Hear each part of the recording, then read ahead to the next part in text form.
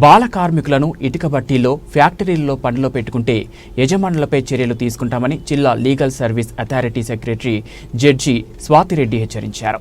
సిద్దిపేట జిల్లా కేంద్రంలోని బాల సదనంను జిల్లా లీగల్ సర్వీస్ అథారిటీ కార్యదర్శి జడ్జి స్వాతిరెడ్డి సందర్శించారు. ఆపరేషన్ ముస్కాన్లో 2 బాల కార్మికులను సిద్దిపేట బాల సదనంలో జాయిన్ చేశారు. తల్లిదండ్రులు పిల్లలను పాఠశాలకు పంపించాలని, పనికి పంపొద్దని కోరారు.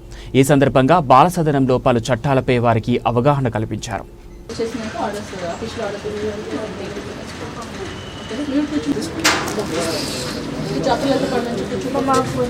పండుగ అయిందా? ఏం చేసి పెట్టారు మీకు?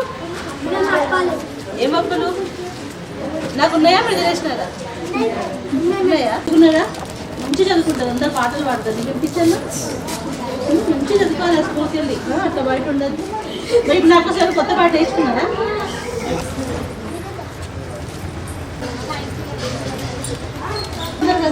Very good.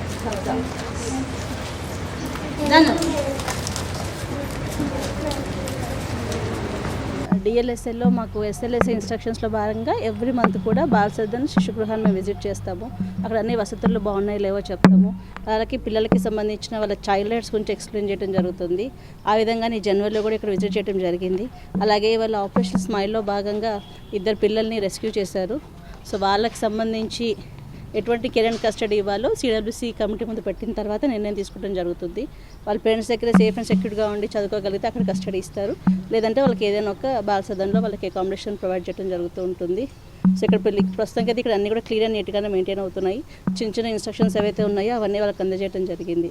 అందరికీ కూడా ఏం చెప్తున్నామంటే ఎటువంటి బాల కార్మికుల వ్యవస్థ ఉండటానికి వీల్లేదు. ఫ్యాక్టరీలో కానీ, ఇటుకబట్టిలో కానీ ఎటువంటి చోటైనా సరే చిన్నపిల్లల్ని పనిలో పెట్టుకుంటే అది నేరం, దానికి తగిన శిక్ష విధించడం జరుగుతుంది.